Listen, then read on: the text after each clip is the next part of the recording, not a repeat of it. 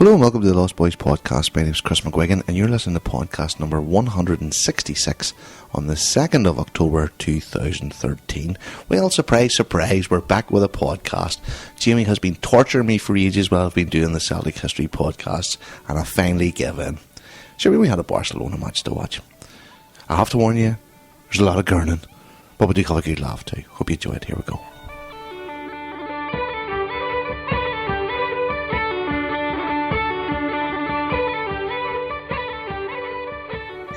Unbelievably, after the Barcelona match, the only thing to do was to get a wee bit of therapy with the one and only James Virgil, formerly of LostBhoys.com, don't know where he is today, and Gerry Dale, formerly the treasurer of the Calgary Celtic Supporters Club. I don't know where he is either. Gentlemen, are you actually there? We're still alive. We're here. God, I tell you what, you need to pick me up because I'm down in the dumps. About what? The Morton game was last week. I didn't care about that. Exactly. Who cares about that? Trebles and all that stuff. Who cares? All it'll say in the history books from years to come is we didn't win the treble. So what? Bloody trebles. Cup matches. It's a Champions League, baby. That's where it's all at. Not today, brother. Not tonight. Not today. So anyway, before we get cracking, where the hell have you been for the last few months? What have you been up to? Well, just working hard and keeping a low profile. And keeping a low profile? The last photograph I saw you were in high heels and a skirt. It was actually shorts. Well, potato. You say potato, I say vodka. There you go. Jamie Virgil, we went to Vegas. We didn't do a podcast. We didn't do anything. What happened in Vegas? It's all just a distant dream. Vegas? I don't even remember Vegas. Oh, I remember Vegas, baby. Right. Tell me the story. About Vegas? Aye. Oh, which one? Where do you want to start? Where do you want to go with this? I heard some stories. All I heard the whole time I was there is, I missed a big lump. Where's Gerry? If I said that once, we must have said it 50 times. We did. It wasn't the same. Honestly, it was not the same without you, Gerry. We said it the first night. We did. Form is temporary, class is permanent. Yeah. So we get there, and McGuigan's credit card, in quotation marks, okay, wasn't working. So left his wallet at home. So guess who slept on the couch in my place? This potato head. Look, did you let him in?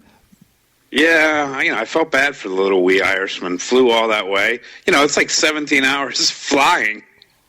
It freaking worked in New York, and that was the problem. Bloody Ulster Bank. Where are you? Oh, they're like a bloody... You probably spent more time on an airplane than you did naturally in Las Vegas. I'll tell you what, it was even worse going back. I sat in New York airport for like 15 hours, so it did. Ugh, I felt so bad for you. I really did. I felt so bad for you. I just sat and shook, and of course I lost my voice as usual. I'll tell you what, it's not down to abuse. Losing the voice is because of the air conditioning in that room. I don't know what it is. That's me. I'm done with Vegas. I can't go. I can dry air, Chris. Like, it happened to Dolly Parton, it happened to me. What can I tell you? I lost so much money, Gerry. Did you? I still have a harpoon scar. What happened to the ATM? Closed. Was it? Gerry. Relocated. Gerry, he didn't lose money, he spent money. There was a taxi came for him, and away he went. You son of a bitch. And when he came back, he was very relaxed. Let's put it like that.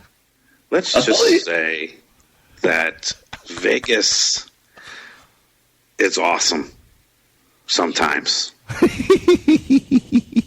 if you know where to go, it's relaxing. If you know where to go, whenever you get back, you're wishing you had your gun with you. You're in such a bad neighborhood. Oh, it was rough. It was rough.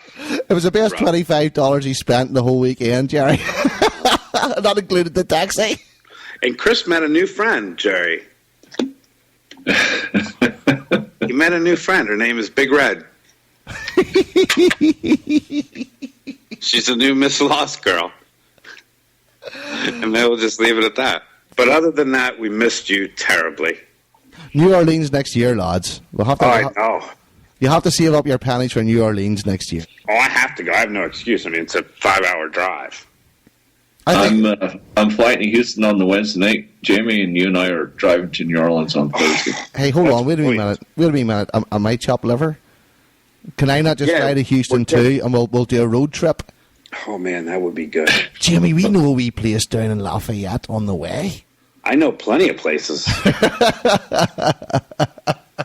Love Lafayette.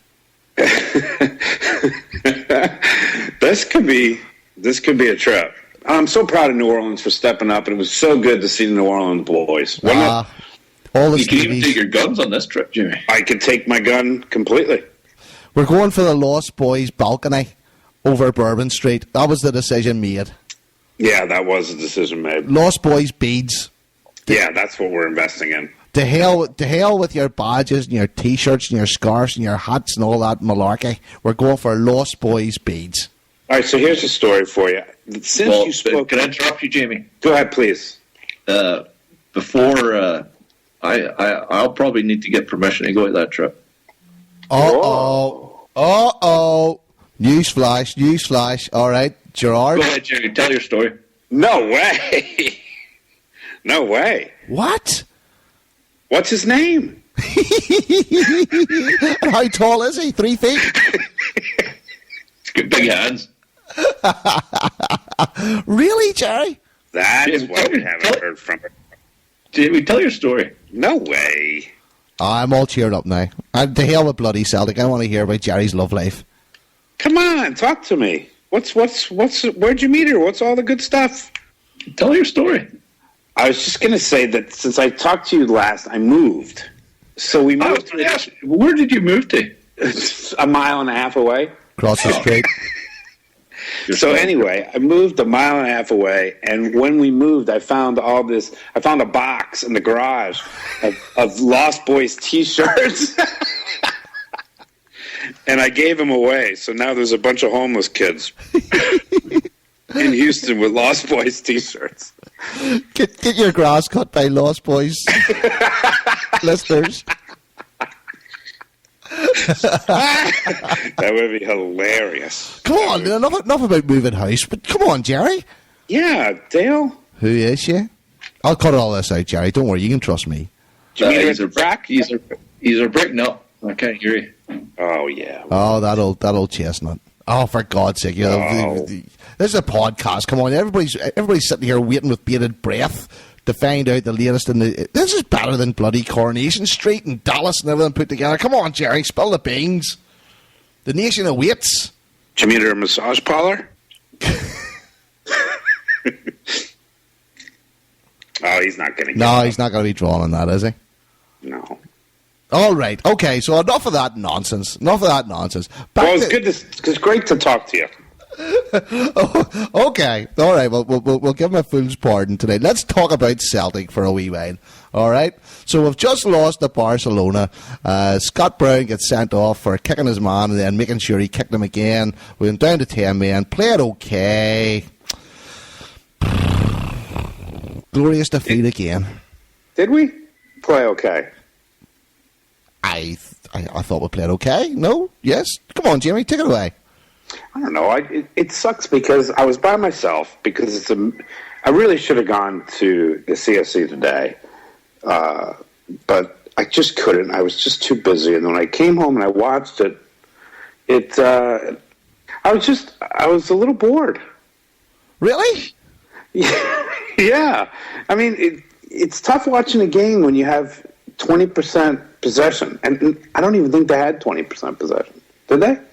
But that was the same the last time they beat them at Celtic Park, was to sort of suck them in and hit them on the counter-attack and all that kind of stuff. Yeah. I thought they kept their shape very well. I thought they'd done all right. I thought whenever we did have the ball, particularly in the first half, we just gave it away, which was a huge problem. You know, you had Matthews and you had Lustig, and it just seemed every time they got the ball, they either kicked it out of play or booted it down the pitch. Every time Sammy got the ball, he ran into 4 men. We couldn't hold on to the ball. We couldn't get the ball. That's what I'm saying. It was tough to watch. I thought they, especially in the first half, they really played within themselves. Barcelona obviously had tons of possession, but I thought Celtic contained them very well. But one of the glaring weaknesses in this side this season is there's no goal threat, and we could have played for a month of Sundays and wouldn't score. So I wasn't shocked with that result, tell you the truth. But there was a 30-second span there where Celtic had two chances that were brilliant, and they should have scored them. Well, the first one was a fantastic save. And then 2 minutes later, Barcelona scored. Yeah, and that was it.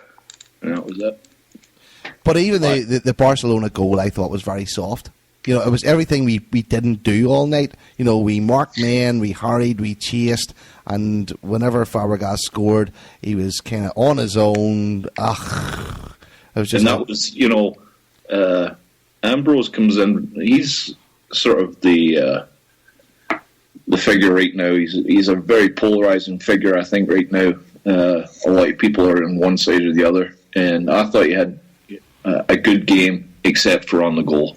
And he just lost his man at the goal, and it's 1-0. Well, that's one of the things I want to talk about today. After we get the Barcelona debate out of the way, I want to talk about the partnership that you're seeing now with Virgil and with Ambrose, because to me, I think it's looking pretty good. But anyway, we'll get on to that in a minute. So the first half, we sort of sucked up the pressure. When the half-time whistle went, I was quite pleased, relieved, I think maybe might be the best word to use.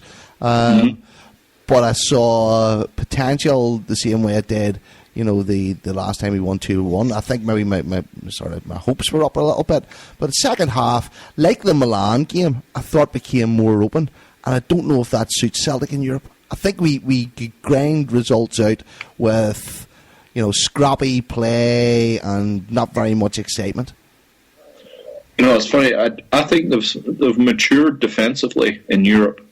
They seem to cope with Barcelona having the ball. They don't really panic that much. But it's up front. It's just a glaring weakness. There's just no goal threat in that side right now at all. No, I think even in the SPL, you've got Sammy, who was on fire last week against St Johnson. I think Chris Commons is a very good goal threat, but you would hardly class him as a striker. But Stokesy does okay. Pukki, I think the jury's definitely still out there. And as for Balde, as somebody once said, it's like finding something that you bought ages ago when you're clearing out your garage and went, why did I buy that? Longing for the days of Mo Bangura. I don't think we're there yet. But very much in the Bangura mould, I would say. But then, it's early yet. He scored a good goal against Liverpool in the pre-season friendlies, and when he's come on, I don't know if he gets Celtic. Yeah, he was saying the right things just after he gets signed. Well, we can all do that. We can all talk to the press and sounding superstars, but when you run out onto a bit of grass, it's... I don't know. I don't know if he's overwhelmed. I don't know if he's sitting saying to himself, "Oh my goodness, this isn't what I expected." There's an awful lot of pressure here. Well, but obviously he's not even impressing in training because he's hardly getting a game. No, he's not. And the very fact that Pukki came in, I think sort of proved that we still need the striker, but we still have him on the books. And this is sort of something that repeats in Celtic history with every manager. We seem to sign these strikers, and you talked about Mo Bangura, and there's a good example. We sign these strikers, and everybody goes, "Oh, he's a great striker," and they never even feature. And we spend that £2 million or £1.5 million, £3 million on these strikers, and they sit and warm the bench, and then they disappear, then they go out and loan, and then they're gone forever. In these times where we have to watch every single penny, we'll have to be more careful with these types of buys. Do you not think so? There's a lot of criticism, especially after the Morton game, on the board, taking the money of all the sold players and not investing it back in the team. Do you feel that way? I have mixed feelings on that. I don't think we're a team that's going to go out, or I don't think we're a club that's going to go out and spend 10, 15, 20 million in any given transfer window anymore on one or two players.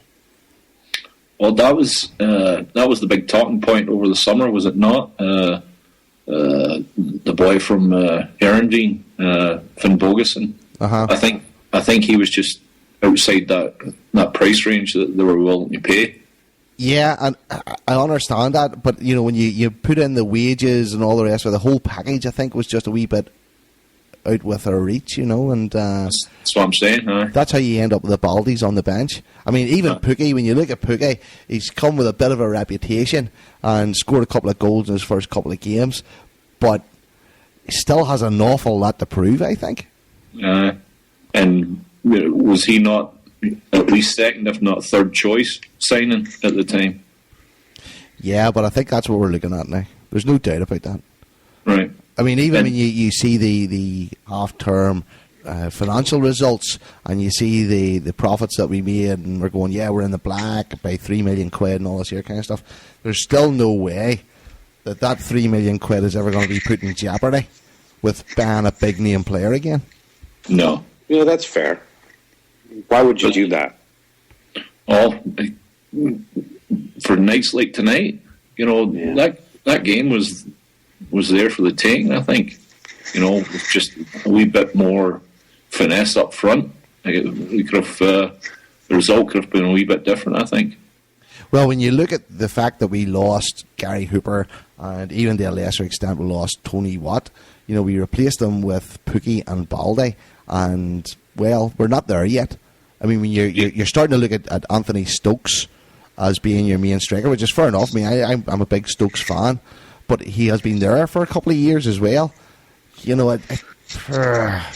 little bit frustrated. What's really stands out for me is something creative in the midfield.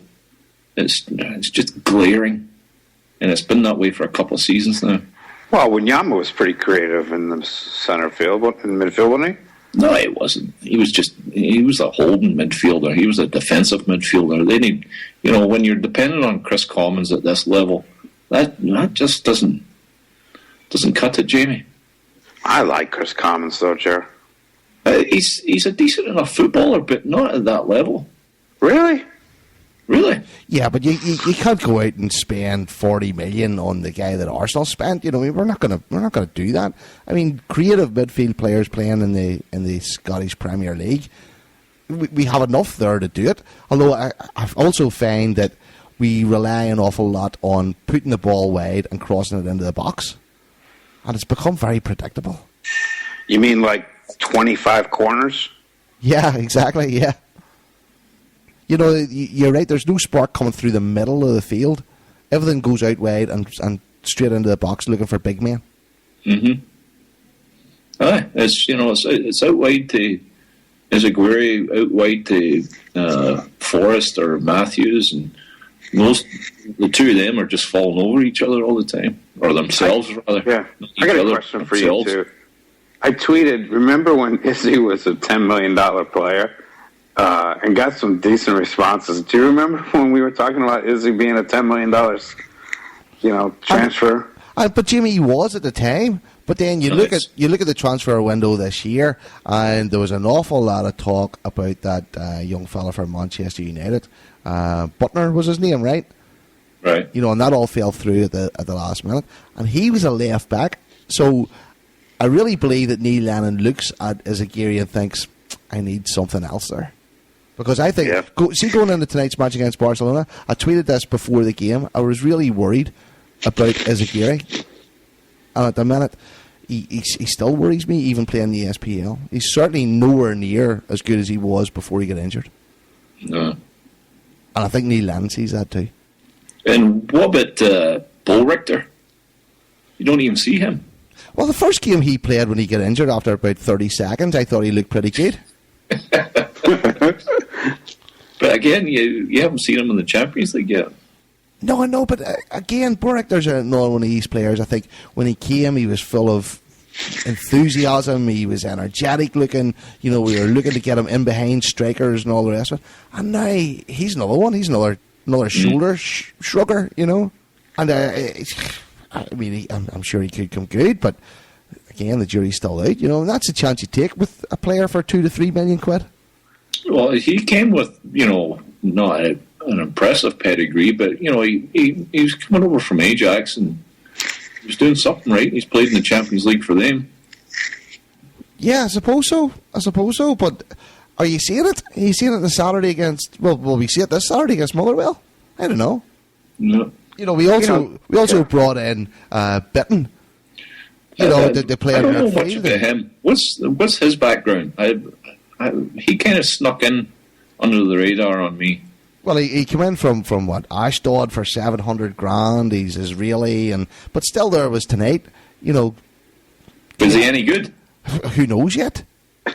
Kyle got a shirt in front of him tonight when he came off the bench. So I don't know. I think an awful lot of the signings are still unproven. Well, we've talked about this ad nauseum, that when you're on this policy of buying young, inexpensive players, it's going to be hit and miss a lot of the time. For every Wanyama, you're probably going to get 2 or 3 Banguras and Baldes. So the question has to be, do you buy 2 players at 2.5-3 million quid and take a gamble on them, or go up to that £5 million mark and buy something that you think might have a wee bit of quality behind it? Mm-hmm. Well, after a night like tonight, you're tempted to say, well, I'd rather take that one player as opposed to 2 or 3. No doubt about that, Gerry. I agree with that. And if you're trying to build a squad, I mean, Celtic has a big enough squad, even with using some of the youngsters that are playing in the underage teams to fill a bench. I think I as a supporter would rather see the £5 million one player as opposed to the £2.5 million 2 players. That's just my thought right now. And maybe it's on the rebound after tonight's performance against Barcelona. I was just going to say that.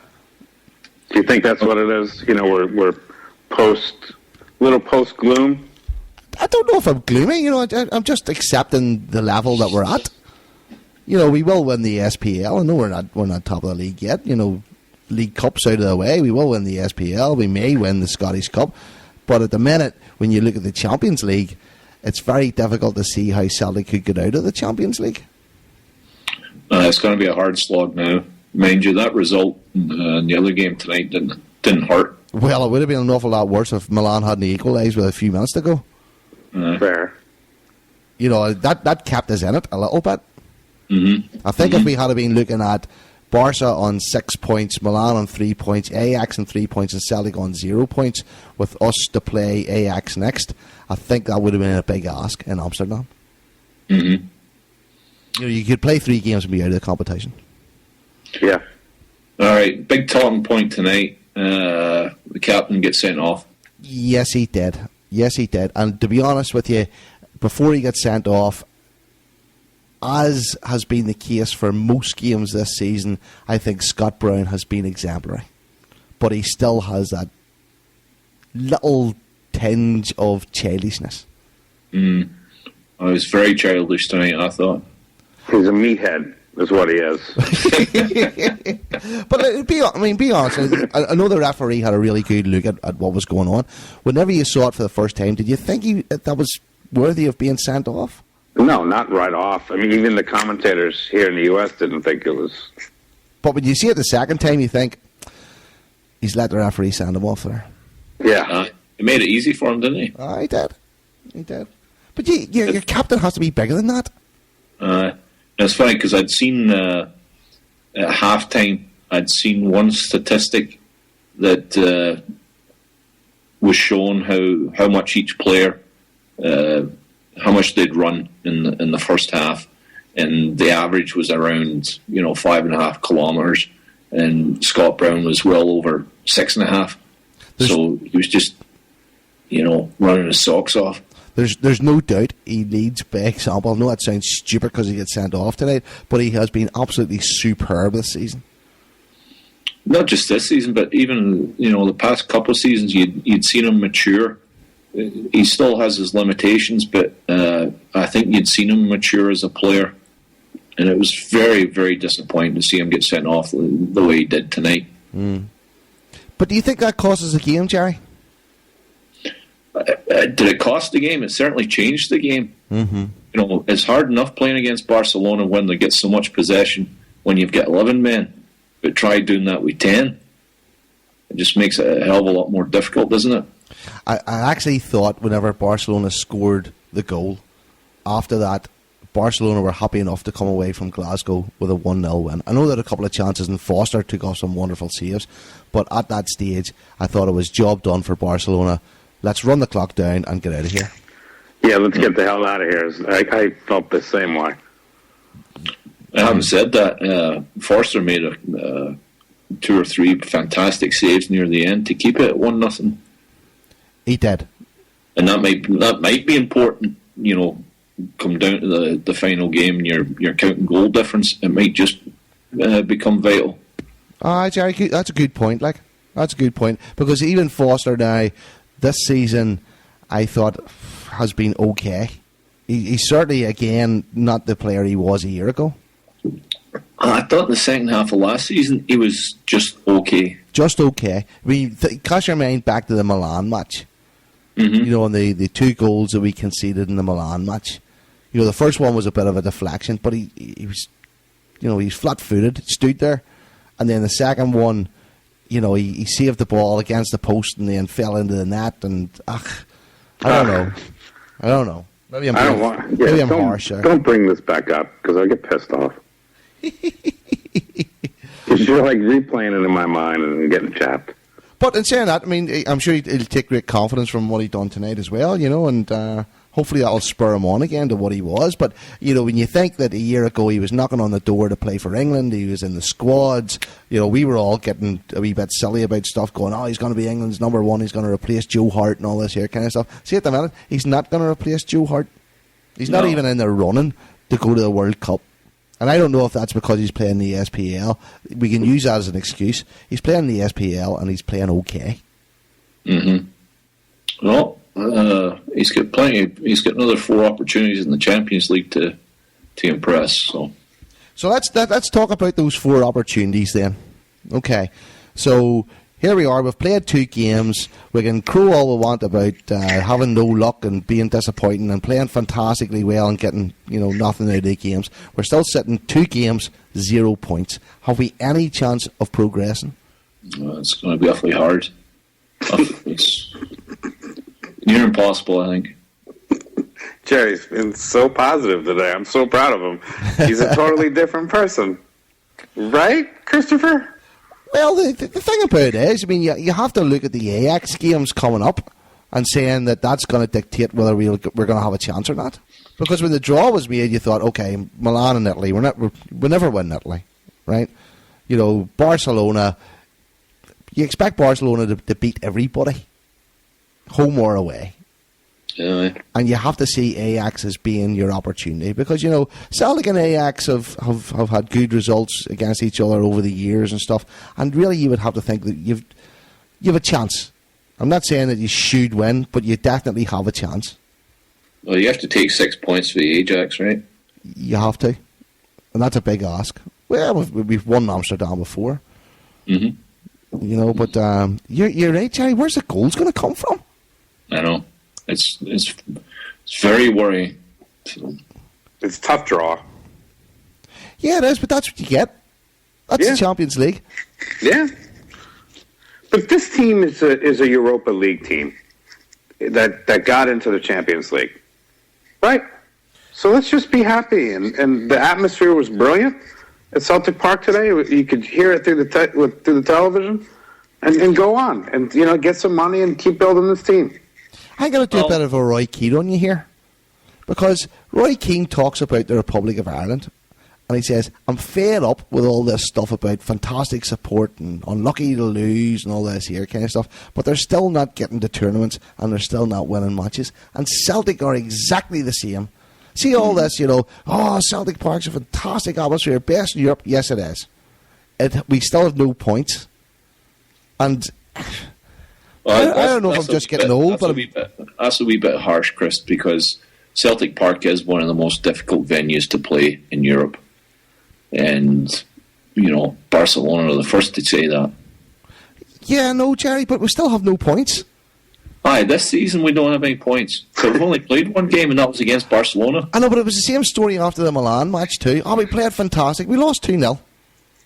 And was it unlucky? Yes, it was unlucky, but we still lost 2-0. There's only so many times I'm going to buy this unlucky business. Right, but I'll buy that part of your argument. I won't buy the part that we're unlucky because we get beat at home. Not at all. Well, we didn't deserve to win tonight. No, did we? No. That's my point. You're agreeing with me, but not agreeing with me. I love the whole thing. I'm very, very proud of it. I love being at Celtic Park for European games. I love being on the TV and hearing all these English plonkers talking about, this is fantastic, this is fantastic. We're still no freaking points. God, we take 4 months off and it's a total role reversal. It's totally different people. Dale moved to Cheltenham, whatever, and you moved to Calgary. Where's Big Red?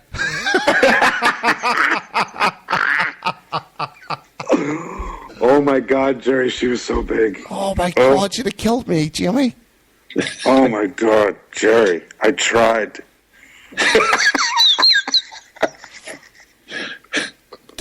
She sat on the end of the sofa and catapulted me off the other end.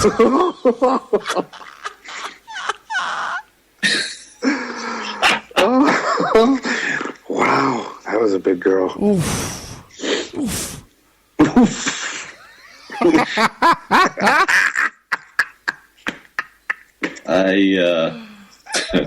I'm trying not to say too much. This is what these other podcasts don't have. You see what I'm saying?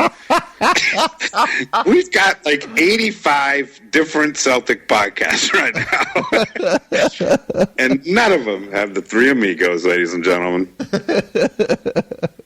Don't believe your own hype, you dick. Right. Check your phones. Why are we checking our phones? Somebody sent us a text, I think. Oh. Hold on. Oh, Gerry Dale sending photographs of the phone. Hold on. I have to walk to the other end of the room because it interferes with the reception. Oh, she's gorgeous, Gerry Dale. That's a keeper. Canadian? Jewel. And Scottish? American. Oh, better. Brilliant, Dale. Congratulations. Way to go, Gerry Dale. Jamie, that's what you call out-kicking your coverage. Yeah, absolutely. You better be careful. Gerry, she's a wee bit Champions League, and really you're just Europa League. Very You're punching above your weight a bit there, man. Congratulations. That's right. When I got back from Vegas, I've been losing weight because the scales are massively tipped on my relationship. Jamie, I can't believe he showed us one of her in the nip.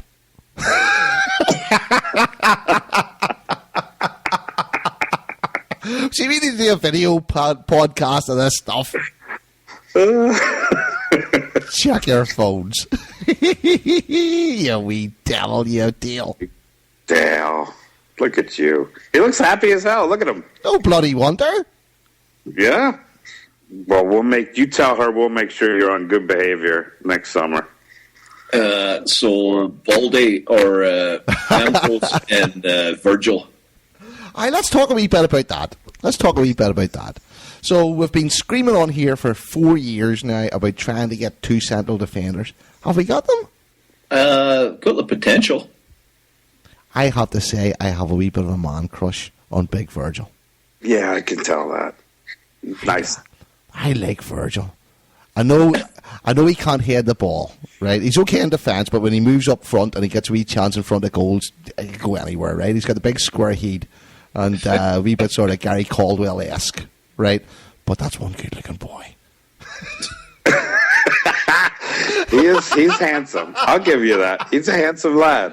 I wish people would stop comparing him to Paul Elliott. He doesn't have the Gerry curls. Like, the guy's black and he's centre half. It doesn't mean he's Paul Elliott. He's got the soul glow going on, doesn't he? He's got the what? The what? Soul Glow Shine? He does, doesn't he? Yeah. He could be Puerto Rican, for all we know. I'm sounding like Brendan and Gavin and Stacey here. He's a good-looking boy. He can't head a ball, though. No, he can't. No. He can't. He can't. That's not what he's there for, though. I thought it was brilliant against Morton when we put him up as centre forward. I just thought, the ghost of Tony Mowbray is back! He couldn't head anything. He won everything in the air, just it went to strange places. Rosie.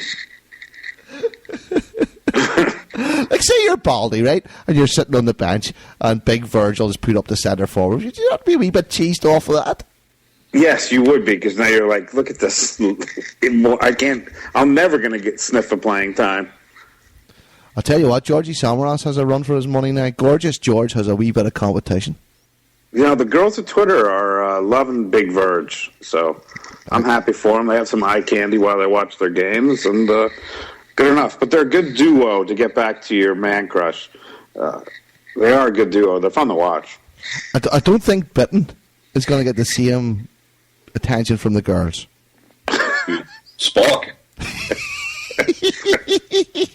Are we just going to ridicule every player tonight? It's been a long time, hasn't it? It's been a long time. It's been too long. 4 months. Oh, dear God. Dear God. All right, so we've talked a wee bit about the Champions League. Let's have a wee chat now about the SPL. And we got Motherwell coming up on Saturday at 3 o'clock. SPL, has it lost a bit of excitement when you're in the Champions League? No, I guess not. I don't know. I love watching SPL games. I do. I still love it. I still get up, and I still love it. The SPL was it was entertaining last season.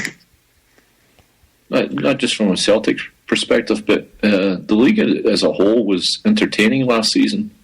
I still find it that way. You still wonder. Teams can take points off of Celtic these days, and they put in they play more attractive football against Celtic these days. Let's put it that way. Mm-hmm. You don't think there's the whole 11 men behind the ball stuff that we used to get a few years ago? That's right. I don't think we see that as much, do we? No. Imagining things. Well, last week you did. Not Morton. To Johnson? St. Johnson, that was, The match that was over at 3-0? I mean, it was... Well, that's true. And then You're right. They get back to 3-2 and went, what? Okay, and then we'll turn it on the second half. That was a fun match, actually. It was brilliant to watch. And Baldy scored? Are we becoming over-reliant on Samaras to entertain us these days? Well, who are the entertainers then, Gerry? That's what I mean. I think this team has to find its identity. It will.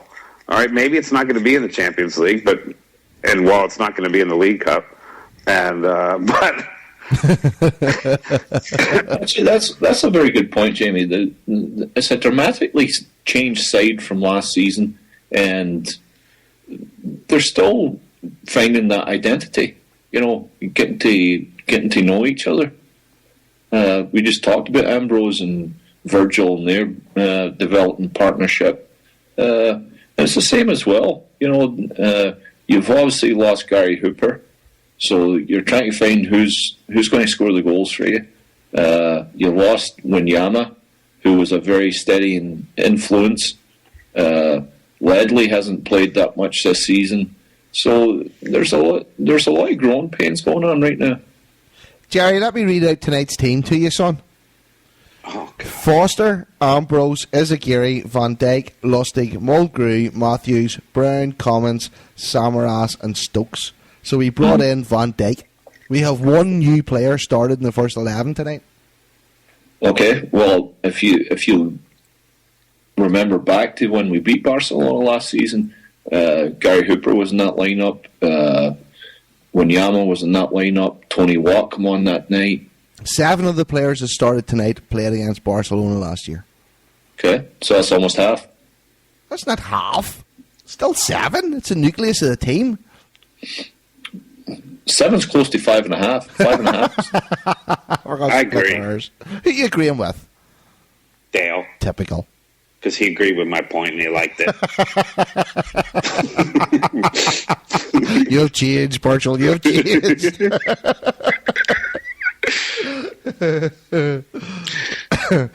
The team has to find its way. Here's the thing. Me and Gerry are right, and you're wrong, and I'll tell you why. Because Hooper knew where Stokesy was going to be. Hooper knew where people were going to be. They knew where Hooper was going to be. They don't have that right now, especially up front, and they need to find their way. They will. So what's the partnership up front, Samaras and Stokes? But Sammy, that's a problem because Sammy's he's really a one-man band. So you're better off playing a 4-5-1 because Sammy, he's all over the damn place. He's more effective when he's playing off to the left a wee bit. It's just his personality. He's just off center a wee bit. So where does Pukki come into this equation then? There's another one. Where was he tonight? He did come on to 86 minutes or something. All right, you're Neil Lennon. Would you have started Pukki? That's what you brought him in for. I know exactly my point. I mean, he hasn't set the heather on fire at all. Yeah, but that's what you put Commons in for that role. I thought the team selection was sound tonight. I thought that was a good European team. I don't think it was any worse than the team we put out against Barcelona last time. It was a good side, to play against Barcelona. I don't know if I'd be as pleased with that lineup against Ajax in 2 weeks. So Saturday we had Stokes and Pukki up front, and Samaras was playing too. So our team on Saturday against St Johnson was Forster, Matthews, Gerry, Ambrose, gorgeous, Van Dijk, Brown, Samaras, Commons, Mulgrew, Stokes and Pukki. So we obviously put Pukki to the bench and had Sammy and Stokes up on their own tonight. What does that say to Pukki? Put your socks up. Yeah. It doesn't show trust. No, I think it just shows that Neil Lennon knows what what he has at his disposal, and is it Pukki or Pukki was his name? I'm going with Pukki. It's Pukki. Sounds a bit cuddlier, doesn't it, Pukki? And I think it's still an unknown commodity in terms of Europe, so he's just going with what he knows. What do you think of Adam Matthews so far this season? There's a wee bit sort of left of centre. What do you think of Adam Matthews? He's getting a lot of props, isn't he? Is he not a defender anymore? Is he just, a winger? Well, he's had to fill in for Forrest a fair bit, right? Mm-hmm. And the form that Lustig is on, he's hard to knock Lustig out of his spot. So how do you fit Matthews in? And fortunately for him, that Forrest has been injured, so he's been filling in that place. But I don't know if he's an effective winger. He falls down a lot. I think he's been superb. Absolutely superb. He's my player of the season so far. Matthews? Yes, Adam Matthews. I think he's been fantastic. Player of the season? Yeah, so far. We've only played a few games. We played 7 or 8 games. Yeah, that's true. I think he's been brilliant. See, bombing down the wing, I think he's been magic. He has been unbelievable on the right side. He really has. Unbelievable? I don't know if I'd put it. He's been... all right. I'm going to go right in the middle of his and say he's been pretty good. Pretty darn good. Well, I might have to whisper this. I think Adam Matthews does better than James Forrest. I think Forrest is at a very critical point in his career. Needs to decide whether he's going to stop eating kebabs or not. But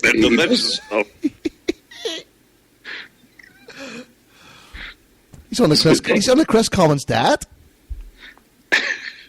Well, he's got a bad back, huh?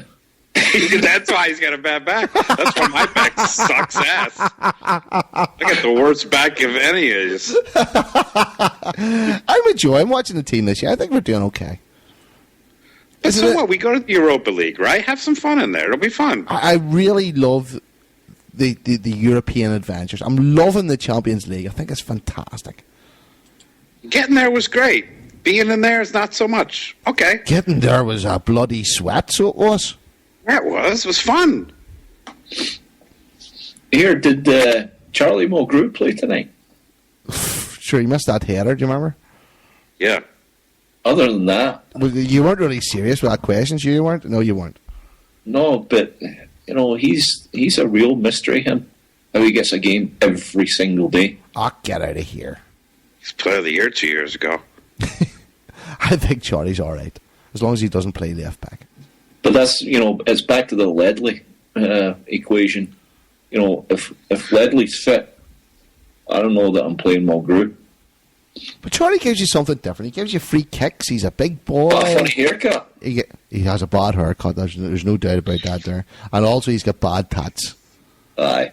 I know I'm talking to the two kings of tats here, but he's got bad tats. He's got bad ink. It's not good. It's not good. So there's another thing. Did we miss Tony Fat? No. I thought that was funny. Tony Fat. Not Tony what? I know it went above your head a little bit. But it's way above my head. After his new coach calling him fat and unfit. Tony Fat! Tony Watt got a little bit of a Miley Cyrus in him, didn't he? Got a little high and mighty. Do you think so? Oh, yeah. That's why they sent him off. What do you call that dance to do with their bums now? Twerking. I think he was twerking in the locker room. Twerking, that's it. Neil Lennon said goodbye. I think he was twerking in Neil Lennon's face. Here you go, young lad. I'll send you away. Goodbye. Metaphorically speaking, of course. See, there's not enough twerking in football, is there? I think that would be a great celebration. I'd love to see big Virgil van Dijk score a goal with his head and run over to the corner and doing a bit of twerking. Oh, my God. I got to call your wife. You got to get some... You got to get taken care of. We need like a limo to come get you and take you someplace. You can change the $25. And back to Celtic. I think we should go. Yeah, see how he changes the subject when he talks. Yes. My wife's 41st birthday is tomorrow. God bless her. What'd you buy her? I'm buying her a kitchen table. You're the worst husband in the world. The worst of all time. Of all time. A kitchen table? Piss off. What am I going to get her? She's got everything. She literally has everything. She has me. I'm brilliant. Come on. Well, that's enough. Are we done? Could you not take her down to the boutique and pick out something for her? Because we know you're never going to do that ever again. Unless you're paying $25. Can't be arsed. It's not changed. It's the same thing. I've been with her for 18 years. All right, so what's the crack with this podcast? We're going to do it this year or not? We're going to keep going. I don't know. The season? Well, you're the one who started it with all your damn history podcasts. Oh, that's a monster that grew legs. Wait, what did you do? Did you just stop it? No. I'm still working on chapter 10. It's 4 hours long, dude. I've got loads and loads of interviews and stuff as part of it. It's good. Yeah. But it's an awful lot of work. I was spending like 25 hours a week, 30 hours a week doing it. And then my job changed, and I don't get that much time to do it in the evenings. How are the donations going for it? Pretty good? They're coming along all right. All right. Yeah, we've got about 1,600 quid so far. Fair enough. That's all right. I'm hoping to get 2,000 quid before the end of it. But they've been actually very good. They've been good fun to do them, like to be perfectly honest. But I thought I would have knocked them out, one a week for 9, 10 weeks, and then we would have started back doing LostBhoys. But hasn't really played out like that. They've been quite involved. Have you listened to any?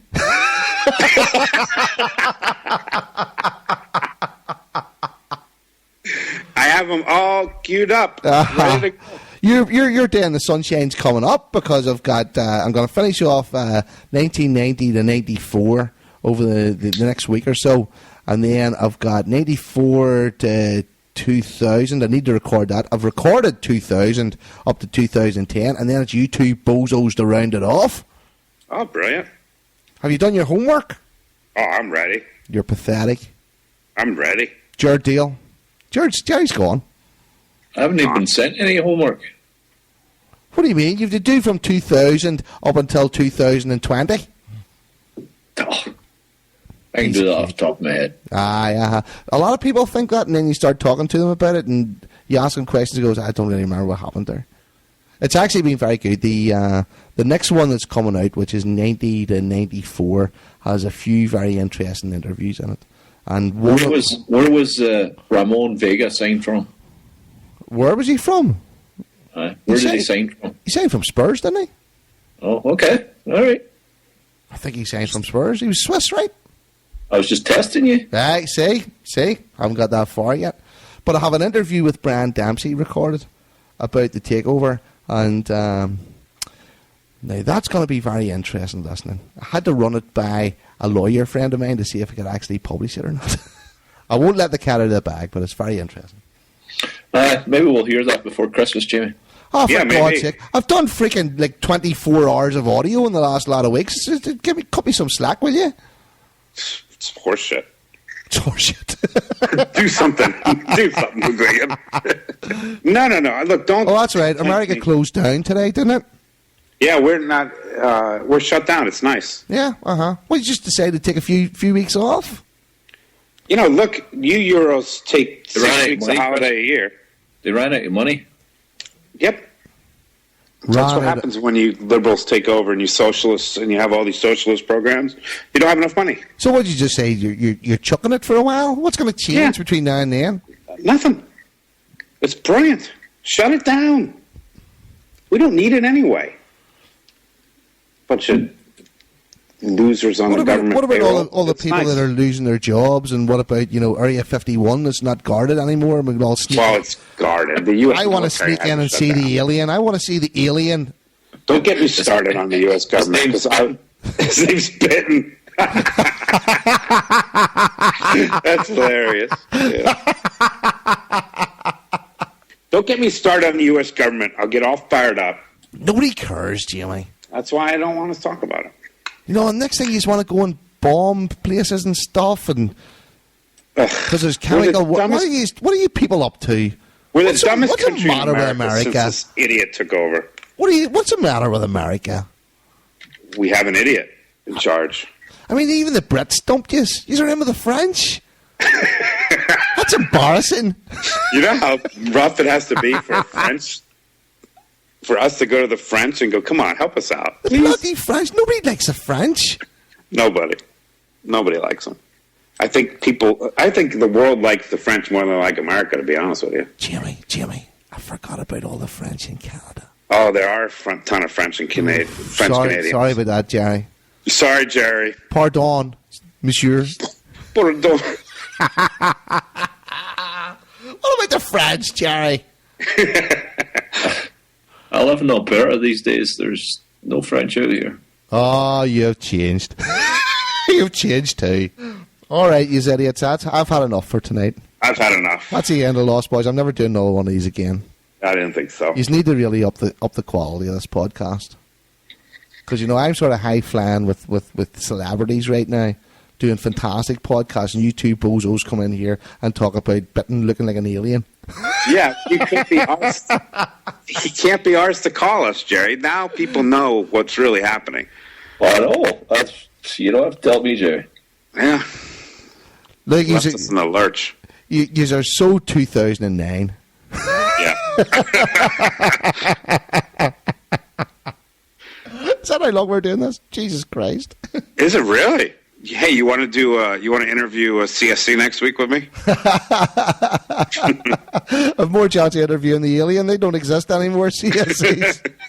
No shit. Gentlemen, it's been good fun catching up with you. We'll probably will do this in another couple of weeks or so, eh? I hope so. Gerry's been very quiet tonight, Jimmy.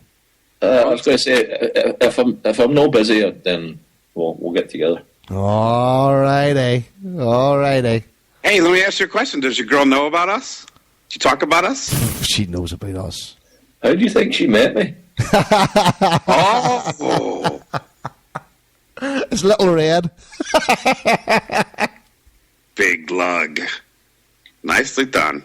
Congratulations, Gerry. I'm very happy for you, so I am. I am too, Little Red. I'm sure there's at least 4 listeners out there are devastated tonight that know that you're off the chart now. You're out of commission. Well, congratulations, Gerry Dale. I hope I get an invite to the wedding. Jamie, it's been lovely talking to you tonight. I know Gerry's been in the background sort of texting his new love and hasn't really contributed much, but I've enjoyed talking to you, Jamie. I have too, Chris. I missed you. I haven't talked to you much since Vegas, obviously. Missed you so much. If only Big Gerry was here. I miss Gerry.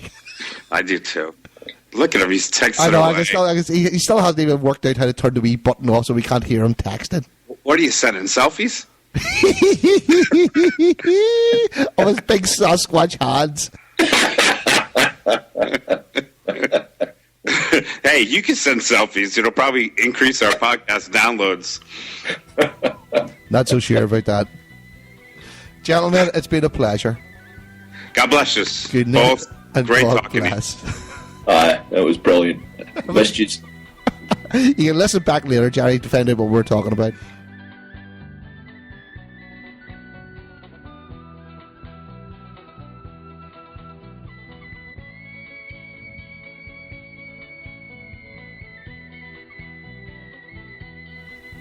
So there you are, lads and lasses. Great to get the team back, and really enjoyed that. Good old laugh of the boys. Good fun. We'll probably do a Lost Boys podcast probably once, twice a month throughout the season moving forward, and once we've got the Celtic History podcast all to bed, well, we'll get back to interviewing and doing all that kind of good stuff as well. So on the subject of the Celtic History podcasts, check out heelheelmedia.com, and you can find all the history podcasts up till now. There are 9 chapters that go right up to 1990, and chapter 10 has been a bit of a challenge. I've probably been a little bit overcautious with it because I had to get other people to listen to it to make sure that we weren't actually going to get sued and stuff like that.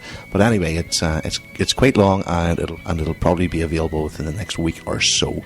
It has all your usual favourites on it. There's a couple of interviews in there, some ex-players and some people that were involved in the club at the time, and good old listen. So look out for that over the next 7 days or so. One wee special announcement this week, though, before I go, is that the Homeboys are coming up to their 100th show, so keep an eye out for when that's going to be, because some of the things I'm hearing about it's going to be absolutely brilliant. So it'll probably be on Monday night, but keep your eye on Twitter, and no doubt Harper and Joe and all the boys, I'll let you know when you can listen in. Remember, if you want to follow us on Twitter, we are at the Lost Boys. I'm at Chris Lost Boy. Jamie is at Jamie Virgil, and Big Gerry is at Spartan Boy. So that's it for another week.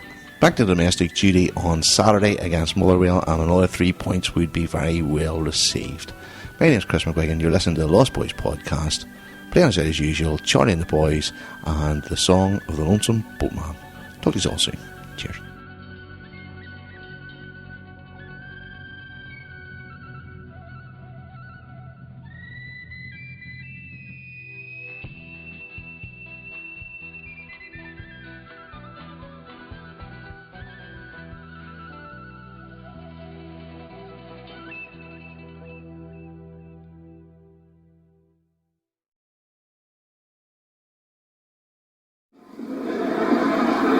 Just remember, we are Lost Boys, children of the night. Great. Lost Boys, children of the night. Got it. Can you pass the Chex Mix, please? Thank you. We are Lost Boys. Good for you. I'm actually much more lost than he is. Nice thing. Thanks. Will we buy you ladies a drink? 2 light beers. Light beers. Well, Wookie, how about that? Good work, Jared Dale. Good work, man. My work here is complete. I think we're all flying to Calgary. I want to put a finger in the wound. Oh, that sounded really bad, didn't it? I want to. That's not what I meant by that at all. Yeah. We're off to a flower tonight.